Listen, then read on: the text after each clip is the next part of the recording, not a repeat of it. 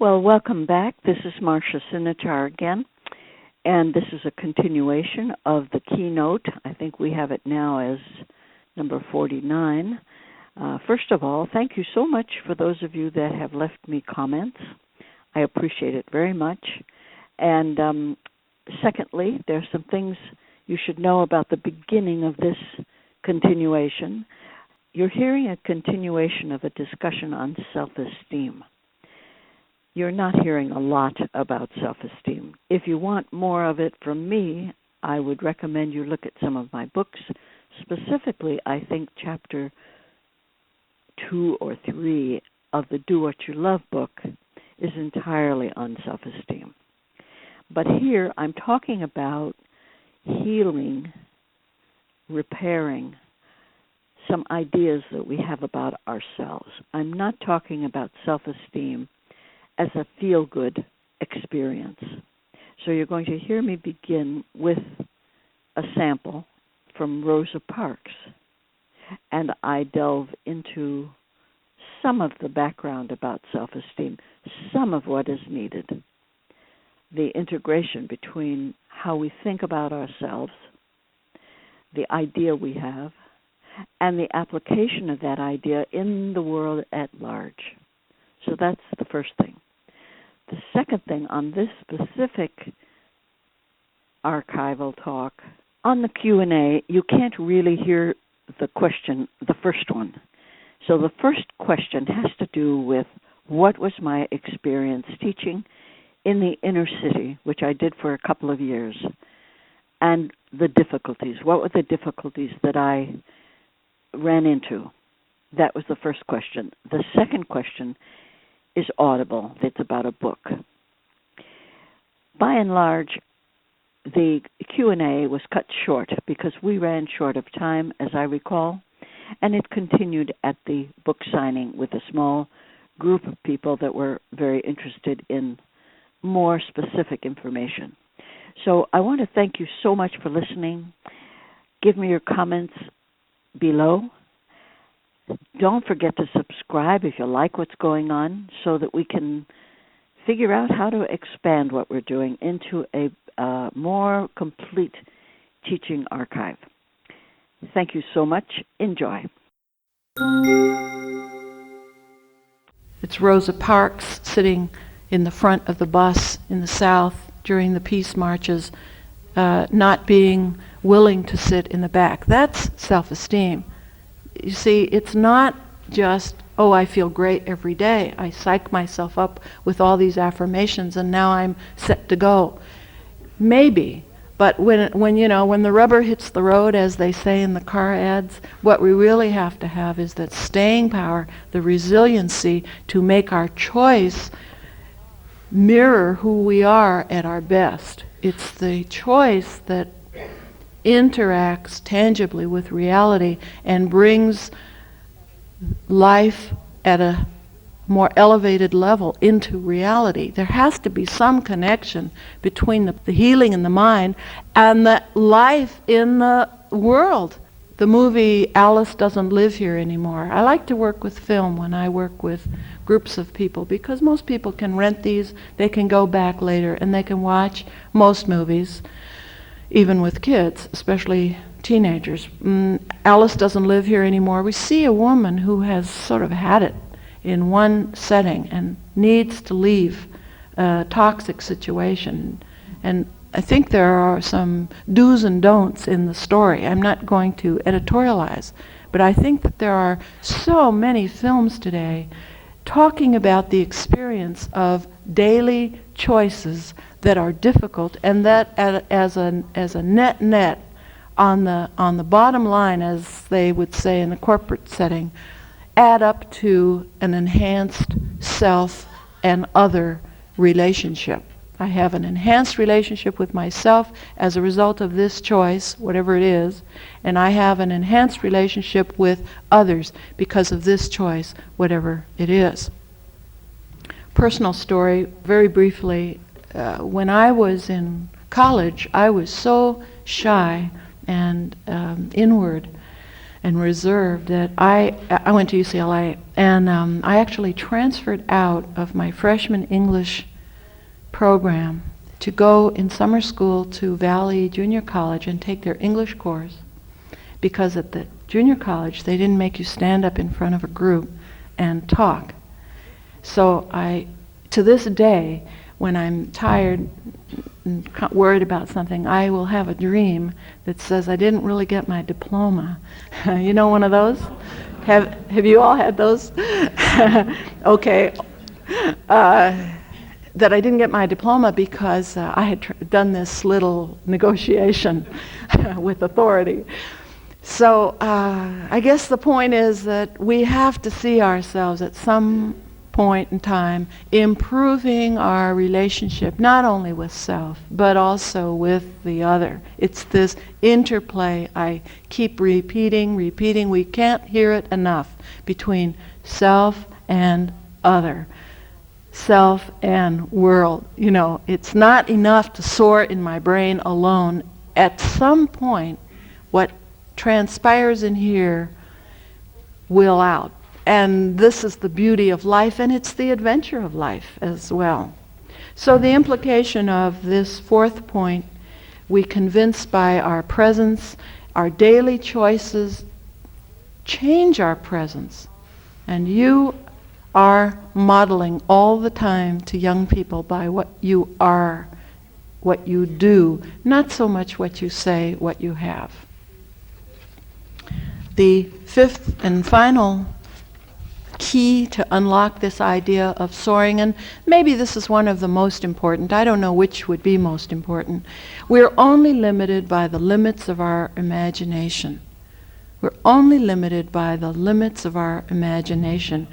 In other words, what we find in the lives of the people who have soared, and I talk about this in Elegant Choices, Healing Choices, the study, Gertzel and Gertzel, just a beautiful study. And now we see it coming to fruition in other works as well. The parents of the creatively gifted contributors, so this is where there is this effectiveness between self and world, self and community, self, life, and so forth. The parents of those youngsters were not necessarily the Brady Bunch, okay? Not necessarily perfect, didn't really live in the houses with the white picket fences. I suspect that I came from such a home, which is why this material really spoke to my heart. And I wanted to read a little bit to you from page 37 of this material. The idea that we soar through our creative faculties, that the mind, when we heal the pain in our mind, can be a positive instrument of joy, and that the creative faculty really frees all the other faculties. I don't know which comes first, the chicken or the egg in this one. But here I'm reading now, Victor and Mildred Gertzel, in their study of hundreds of eminent and creative adults, vividly document this point with case after case study. These authors reveal that the parents of the famous and creative are not what we could call Norman Rockwell normal.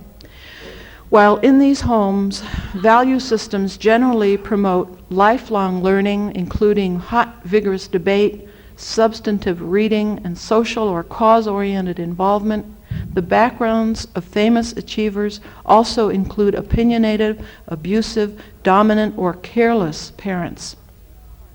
I think that should give us heart, because the kids that come out of these homes, just as the kids that you work with, come very often from homes with jagged edges. They're not perfect homes. And so we should take heart if we feel we haven't been perfect adults, because there is no such thing.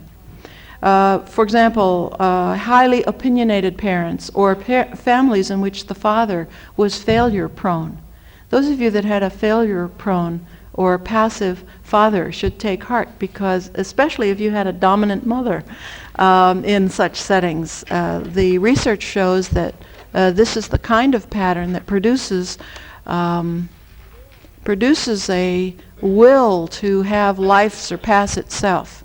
I'm not sure what the chemistry is, But I suspect, as I'm now rounding up my topics, that I notice in the program I'm supposed to talk about being authentic in a lockstep world, and I forgot all about the lockstep.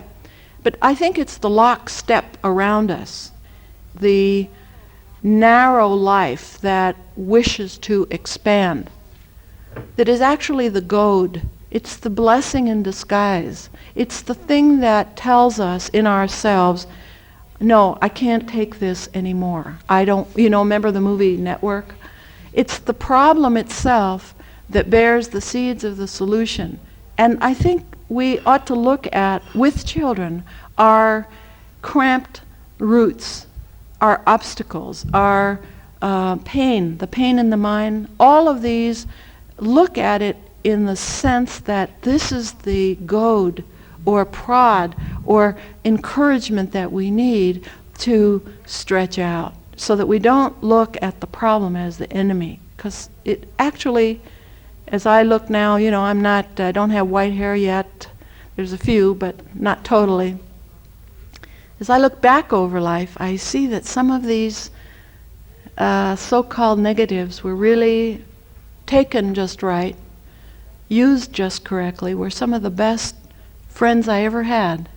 And the voice of the herd that would say, stay comfortable, be happy all the time, take it easy, rest a little more, and so forth, maybe that wouldn't have been so helpful. Maybe there wouldn't have been the soaring there.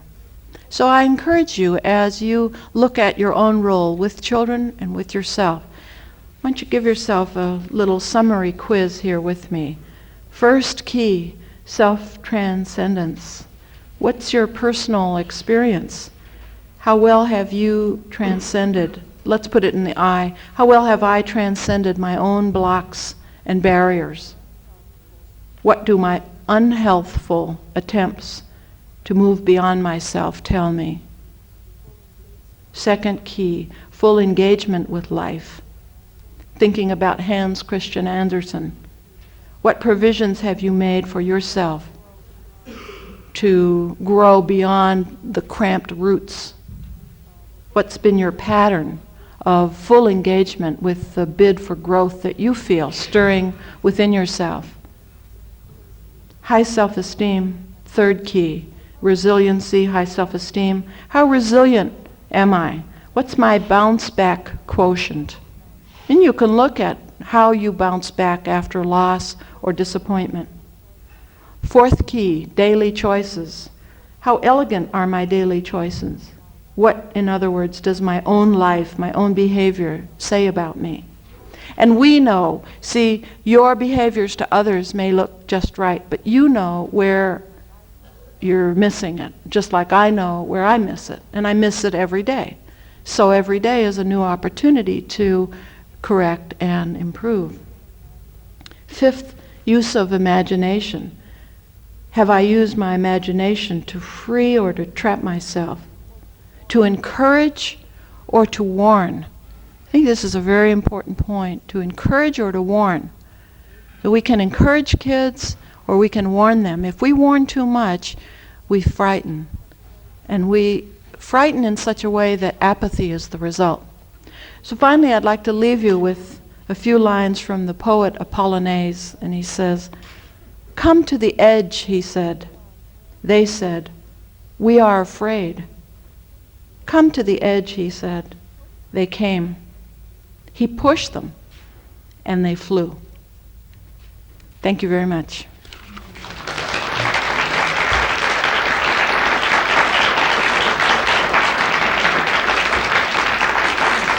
Thank you.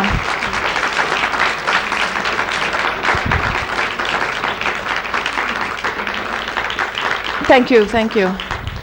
So now comes the real, the good stuff. We can talk with each other. I hope you'll be free with me. I wasn't shy with you, so don't be shy with me. Yes, this gentleman here. Yes. I worked in Watts Willowbrook right after the Watts riots, and I volunteered to go. You know, we had a special program, kind of like Teach America they have now, or Teachers for America, or some such thing.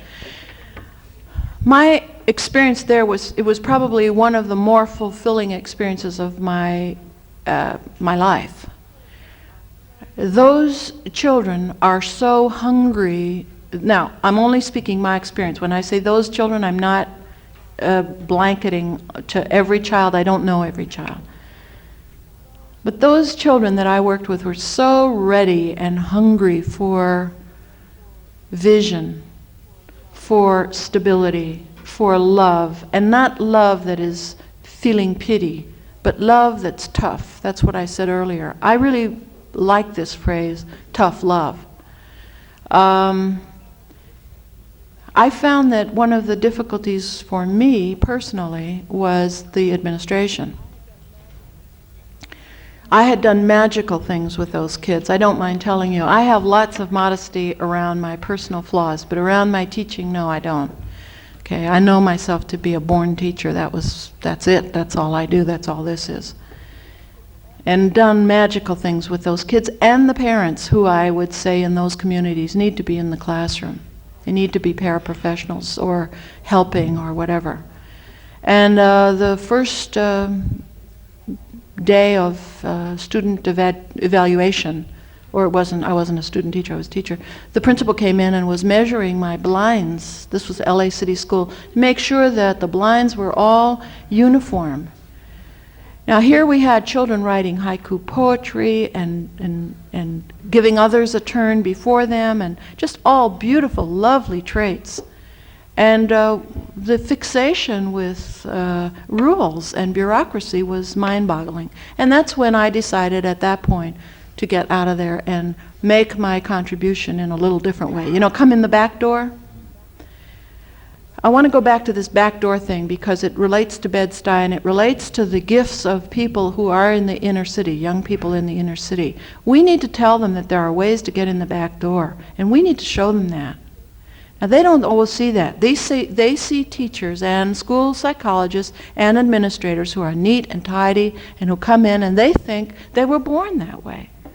But in fact, most of us weren't born like that. Many of us have had to overcome. I love this interview of Jay Leno. You know, when I'm traveling, I look at a lot of TV, and I like television. I'm one of the few people that's on the circuit that admits to liking TV, but I like it. And he was being interviewed on one of these, tell-all shows, and he said that, when I was just starting out in comedy, married, anyway, he was traveling. He travels like 600 days a year. The agents and producers thought that his jaw was too long, and they told him that he ought to break his jaw, go out and have it broken surgically, reconnected, shortened, reconnected, and then he could have his nighttime TV show.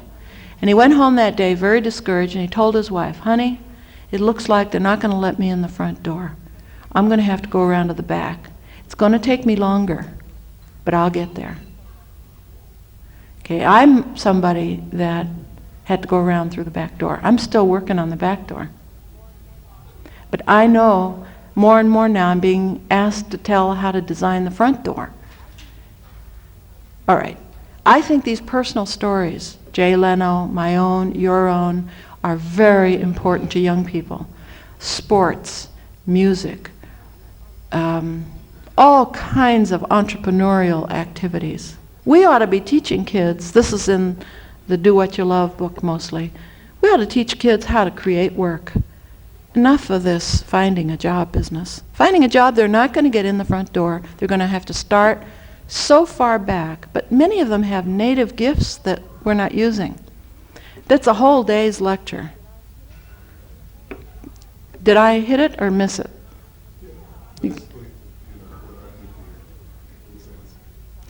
And beauty. Mancy talked about beauty. How can we bring more beauty? How can we clean it up? I think Habitat, that program, that's a good model for us. Yes, yes. Tony Robbins has written a book. It's currently among the bestsellers called Awaken the Giant. And it's not written for young people particularly, but I read it. I found it very, very useful, very inspiring. Are you familiar with it? And if so, what do you think of it? No, I'm not familiar with that book. I have read the Personal Power book. I have to tell you honestly, at this point I'm so busy creating my own song, I don't read a lot of others. If I read one thing a lot, it's the classics, which I missed when I was coming up. But I like what he said in the Personal Power book, and I'm sure that if we get encouragement and impetus to move ahead concretely, it's helpful. I also would say one other thing, and that is there are many different voices that we need to hear, and we need to hear them in different ways. So you might go to church one Sunday or synagogue and hear a message, and it's stimulating. And then you might read Awaken the Giant, and then you might read something of a Charles Atlas biography, or Pascal, or something like that, or the diaries of your own grandmother or grandfather. There's a tapestry being woven in the consciousness of a person that is reading in this fashion. You can't have too much positive reinforcement, because you know, and I know, the world will beat you down. So you've got to keep at it, and keep at it, and keep at it. I hope that helps.